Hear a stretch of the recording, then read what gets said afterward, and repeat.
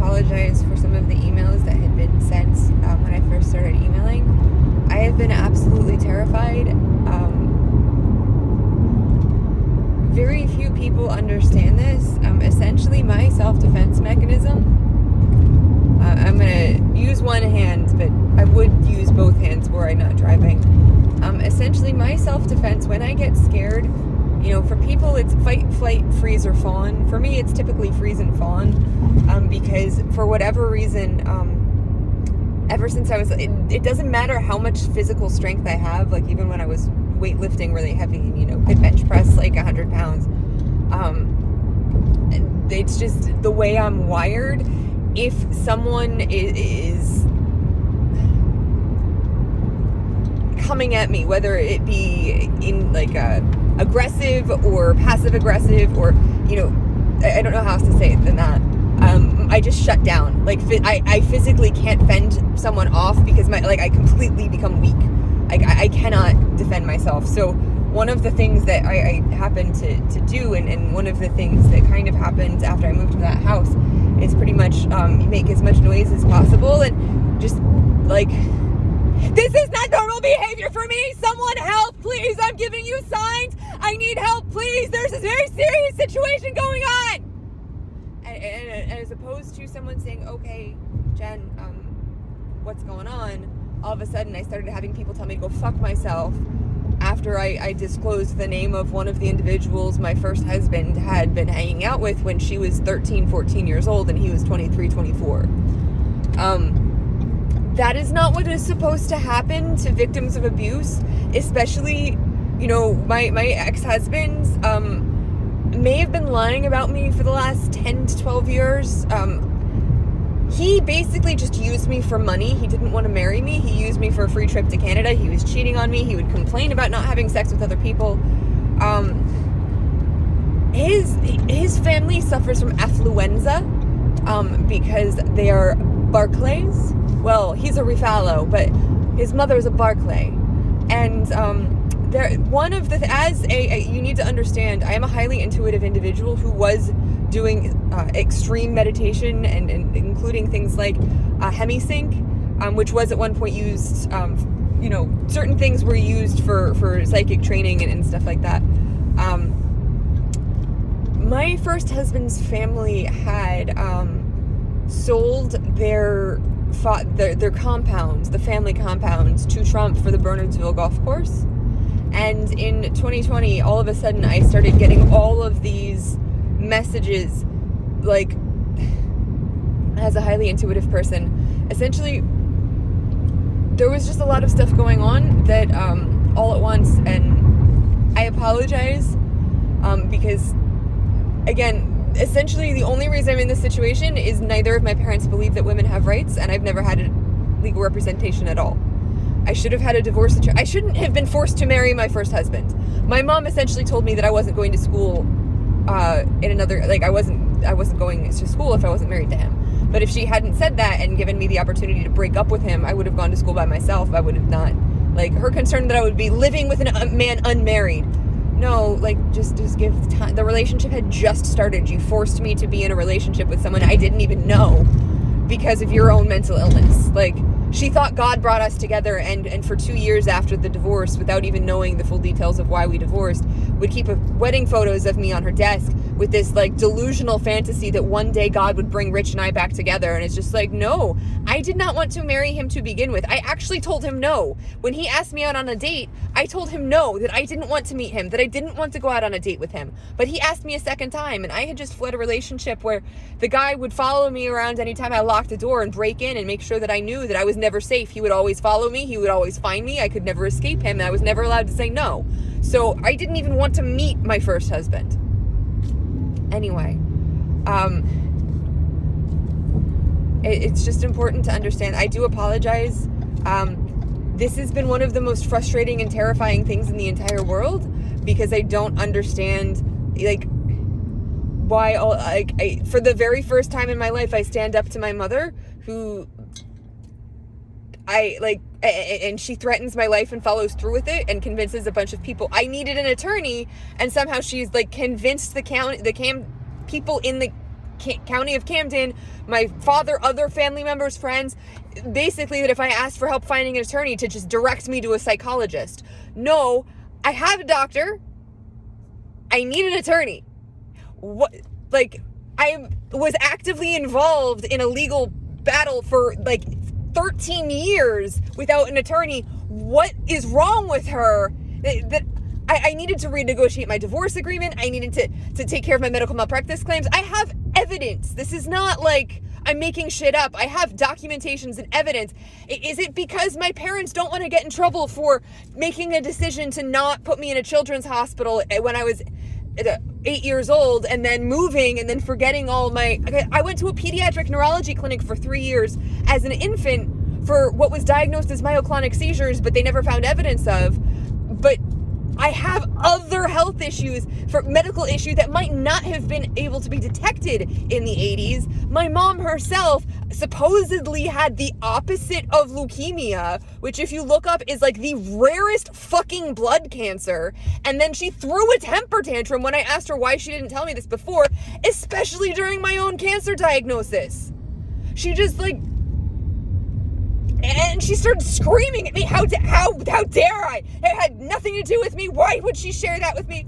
Excuse me, you went to Findlay for fucking biology. Did you lose all of your science?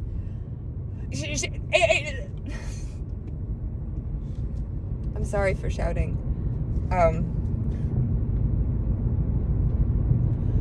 Thank you for your time this morning. I'm sorry, this is going to be like three emails. I have been very frustrated, and I'm concerned for my brother. I don't know what's going on in his life because of certain things that were going on in my life that I'm aware that I do absolutely need to speak to an attorney, because I may have been attacked to get to my brother, or because of my mother's involvement with Focus on the Family. Like, I am not a conservative Christian. I am a liberal. I try to stay registered as an independent, but I am Democrat. I'm someone my mom sees as an enemy. And when I moved into her house, which was only happened because I didn't have a divorce attorney, okay? I had a divorce attorney, I never would, like, I would not have moved into her house.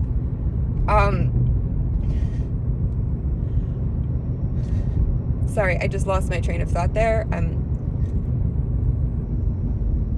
Anyway, I'm gonna stop. I apologize. This is just the most frustrating shit in the... we were never that kind of family growing up. It's really important to understand that, especially because when it was all four of us, like, I would intentionally isolate myself because my family would pick on me. I didn't want to watch TV or do puzzles. I'm not a puzzle person, and I didn't want to sit and waste my time watching TV. I wanted to read books. I networked online. I would write. I would paint. I would draw. Like, I would spend my time doing things creatively, whereas if I spent the time with my family, all they wanted to do was like watch movies and do puzzles and then make fun of me. I think I've sent this previously to the FBI. Essentially, my brother, for the duration of, just as an example of how they would pick on me, for the duration of his time at the Air Force Academy in Colorado Springs, with the exception of the first year, I had been invited to attend Parents' Weekend. And this is actually how I had the opportunity to audit a class. It was an algorithms class. It's something I've actually mentioned again in emails to the FBI, that essentially I'm pretty certain it was 2012 when our government, right around 2012, quite possibly 2011, when our government was hacked without people fully recognizing it. Why do I say that? Well, while on the grounds of the U.S. Air Force Academy, my father's credit card was stolen and someone used it to purchase a World of Warcraft subscription. It happened the same day as the algorithms class that I sat in and asked the instructor very specific, very purposeful security questions, which he dismissed because I was a civilian and this was a government application that they had no plans of ever becoming used for civilian purposes. But the thing is, no one had planned for Trump to become president at that point, and all of the things that had happened since, that had removed and overridden, this has been, since I've had to stop taking my classes, since trying to focus on getting out of this, I lost, anyway, I've like lost words, but bypassing security measures, like insisting using an iPhone as opposed to the super secure phones that were in place, and now we're dealing with issues with mysterious missing like, no, dude, like, the government's been hacked since at least 2010, or maybe that was a misspeak, maybe it was 2010, but at least 2012, 2011, was it? Yeah, 2000, yeah, it would have been 2012. Was it? It was either 2012 or 2011. I can't remember. Yeah, my brother graduated in 2012, so it would have been 2011. It was, yeah. Sorry, I'm just trying to stay. Yes, it would have been 2011. Okay.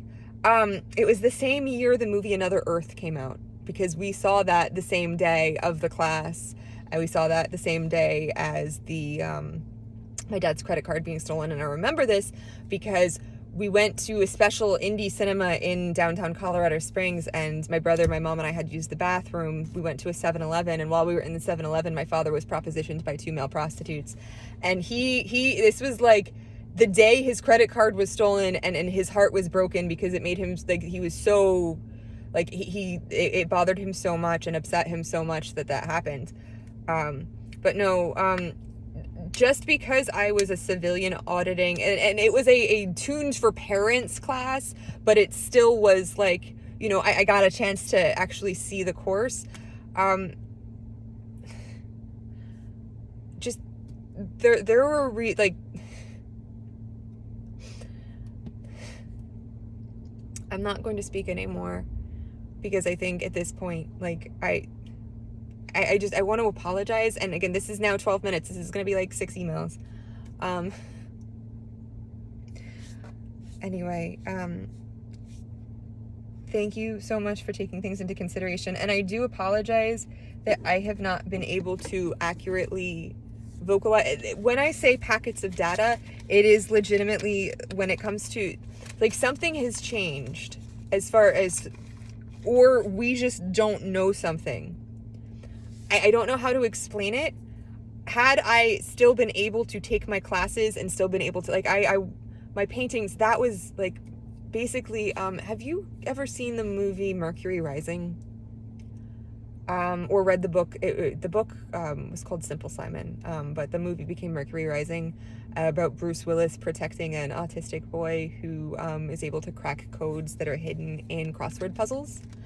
Essentially, my paintings, when I paint, they take me between 20 to over 100 hours, and I do, 10 to 300 layers of stars. This is like, well, maybe not 300, but I do hundreds of layers, and stars, and then a wash of color, and then stars, and then a wash of color. And I would take photos, like, I'm fairly, like, there's a reason why I will not ever paint again. Had I not moved into this house, that wouldn't have happened. But since I've essentially lost my math, if that makes sense. Because so I'm doing everything I can. It's simply when I feel, when I have a knowing, that's where I'm trying to share. And I know that I'm not always correct. I'm well aware of that. It's simply, it's my responsibility to, if I know and can sense something's going to happen. It's the times that I deeply regret it. Like, deeply regret it. Like, I predicted 9/11, not to the extent that people think, but to the extent that the night before I ended up using a mandolin slicer, and my dad distracted me, and I looked up and I chopped off the pad of my finger. And then as a I was a teenager, and I ended up just drawing a bunch of crosses and blood on my mattress because my finger would not stop bleeding. And then the next morning,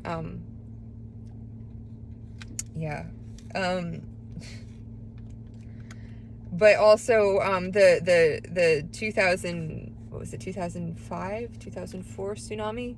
I'd mentioned this previously. I've had prophetic dreams all my life. Like, the youngest pilot, people come to me all of the time when they pass away. Corey Monteith came to me when he passed. I was actually in Los Angeles when he passed away of an overdose. He came to me when he died. I didn't know he had died yet, but he came to me when he died because he wanted me to know that my boyfriend at that gym was using heroin. I had Big Pun come to me when he died. He actually showed me his death. The youngest pilot, Jessica, I actually saw as in my dream, the night she died, I actually saw her saying goodbye to her mom and other family members and leaving the airport and getting onto the plane. And then when I woke up, I heard on the radio that she had died in a plane crash.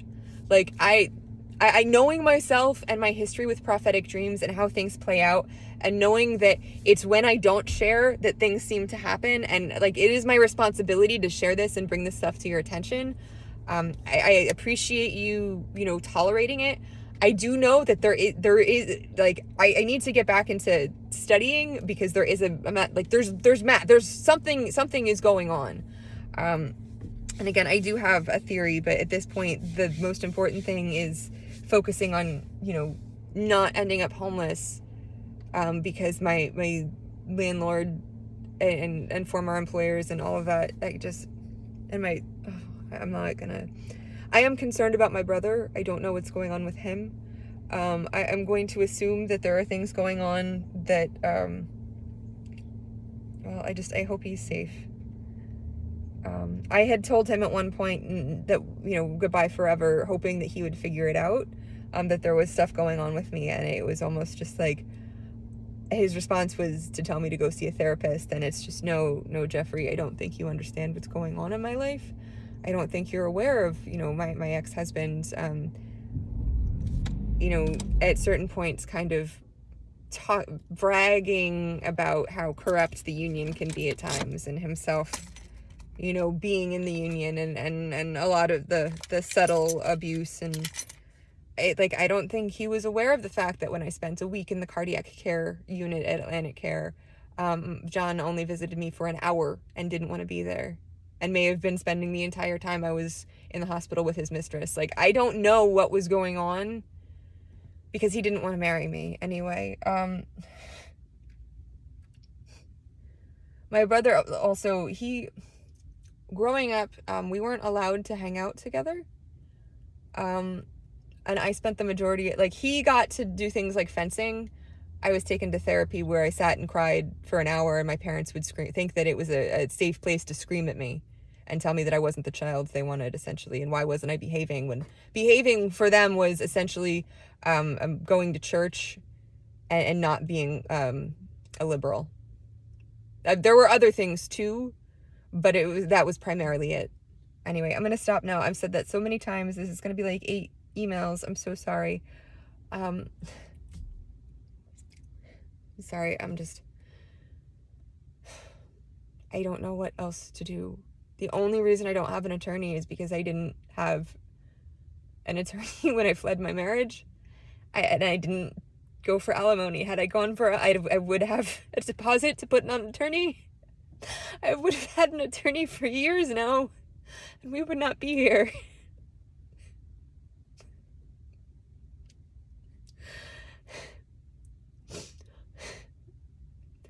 Anyway, I did have stalkers that could be proven.